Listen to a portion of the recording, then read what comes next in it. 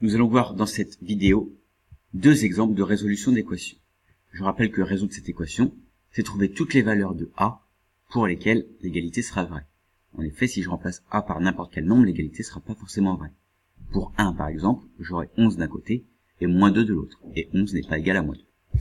Tout d'abord les fondamentaux. Si une expression est égale à une autre, alors si j'enlève un même nombre à gauche et à droite, l'égalité sera toujours vraie. De la même façon, si j'ajoute un même nombre, que je multiplie par un même nombre ou que je divise par un même nombre, les égalités seront toujours vraies. Plus concrètement, revenons à notre équation. Ici, si 7 fois le nombre plus a plus 4 est égal à 3 fois le nombre a moins 5, si je retire 4 ici, et que je retire 4 là, j'aurai toujours une égalité. Et dans ce cas-là, je me retrouve avec 7a à gauche, et 3a moins 9, puisque moins 5 moins 4 est égal à moins 9. Maintenant, si je retire 3 fois le nombre a ici, le but étant de ne plus avoir d'inconnu dans le membre de droite. Et bien pour que l'égalité reste vraie, c'est un peu comme une balance, il faut que j'enlève la même chose à gauche. Donc j'enlève aussi 3a ici. Dans ce cas-là, j'ai toujours l'égalité. Et j'ai donc 4 fois le nombre a, qui est égal à moins 9. Maintenant, je veux savoir 4 fois quel nombre est égal à moins 9.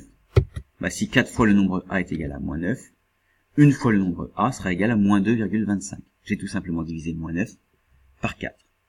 Essayons en remplaçant a par moins 2,25 dans chaque expression.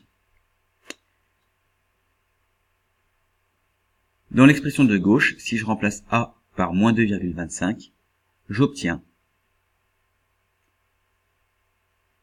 moins 11,75. Et le but est de vérifier qu'en remplaçant a par moins 2,25 dans l'expression de droite, je retrouve aussi moins 11,75.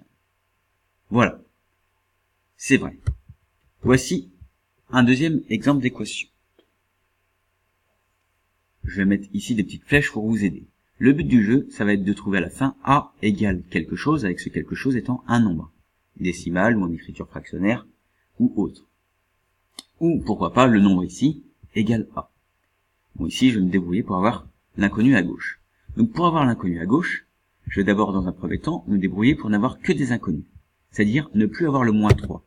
Et pour ne plus avoir le moins 3, il suffit en fait d'ajouter 3. En effet, puisque moins 3 plus 3 est égal à 0. J'aurai donc à gauche moins 12a, et puisque à droite aussi j'ajoute 3 pour que l'égalité reste vraie, j'aurai 7a plus 5, puisque 2 plus 3 est égal à 5.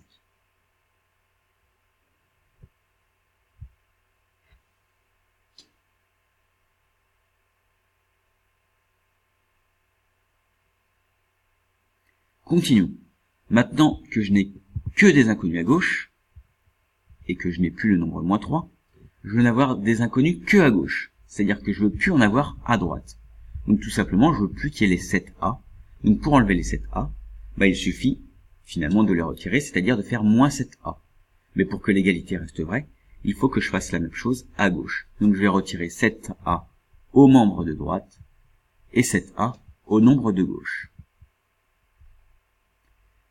J'ai donc, dans ce cas, moins 19a à gauche, puisque moins 12 moins 7 égale moins 19.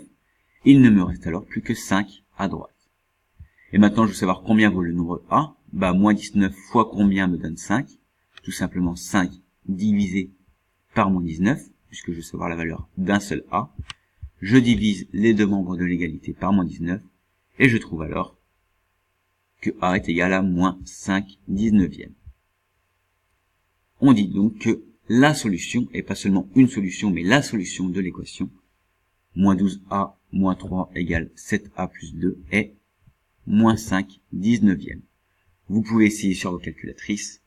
Si je remplace a par moins 5 19e ici, je trouverai le même résultat que si je le remplace a par moins 5 19e là. N'hésitez pas à mettre pause, à regarder et puis à essayer avec d'autres valeurs. Bon courage pour la résolution d'équations.